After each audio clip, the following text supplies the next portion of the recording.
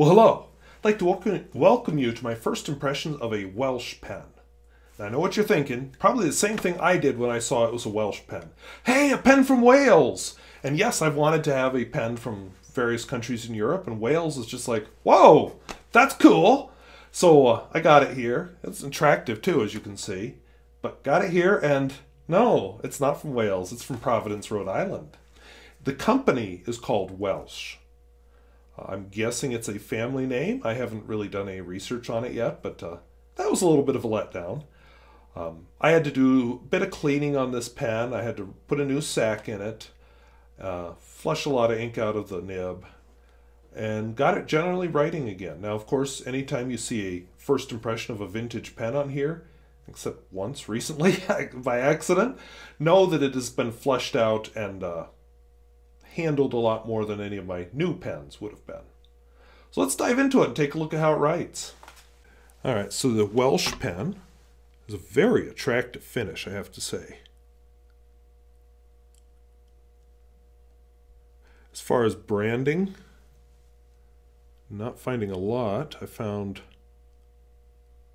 that on the clip. I didn't see Welsh written anywhere. So I basically have the seller's word that this is a Welsh pen. The trim ring is a little loose. I could probably glue it. Lever filler, obviously. And plated steel nib, which is Welsh. Looks a little rugged. Just writing with it dry, it seemed to handle all right, so we'll see. So since I totally messed this one up last time I used this ink, I'm going to try again with this one. I'm thinking that's Amna, Califolio anyway, but we'll see.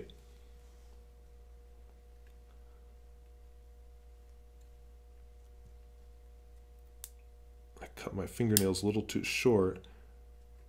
I have trouble getting a grip on that puppy.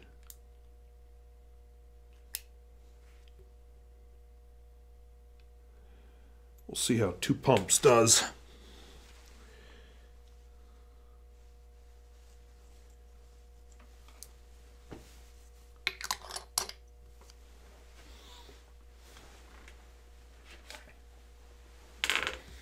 Kind of a smaller pen. Pretty typical comb feed. Actually, I like the grip.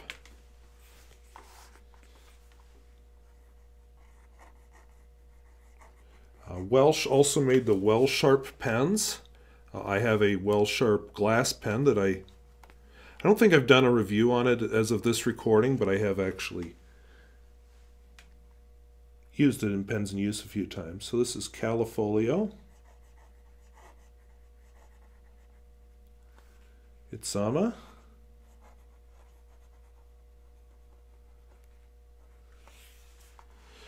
I can tell this is not a flex nib, and it's got kind of a funny shape to the end, so I don't know if that's intentional or not. Perhaps one of you knows more about that than I do.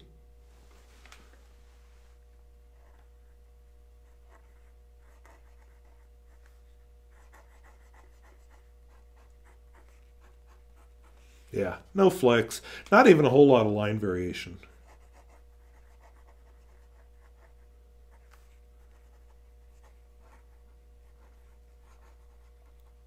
I think it's writing all right. It's noisier than some of my pens have been, but nothing bad.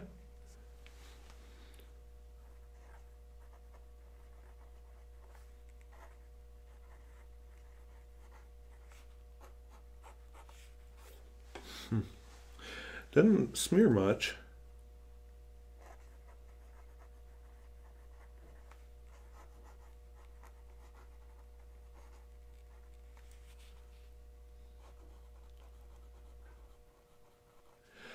Nib really isn't built for reverse writing. It's an extra fine. It's okay.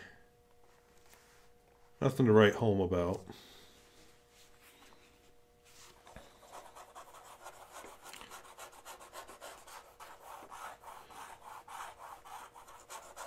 Keeping up okay here.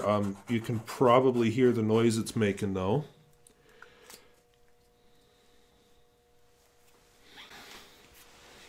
So it's always exciting when I find a vintage pen that I've never heard of and fix it up and I go, whoa! This wasn't one of those times. I was not blown away by this pen. I don't hate it. It's a decent pen. I think it's very attractive. I'm happy to have it in my collection. It's probably not one I'm going to ink up super often just because meh. Am I allowed to say meh in a first impression? And I should remind you that that is what this is. This is a first impression only of a pen. I won't do a full review on it till I've been through at least 2 full fills on it, so I have an idea how it behaves over time.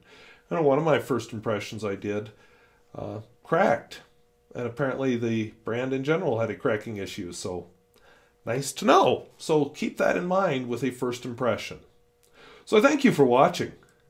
We'll see you later. Bye-bye.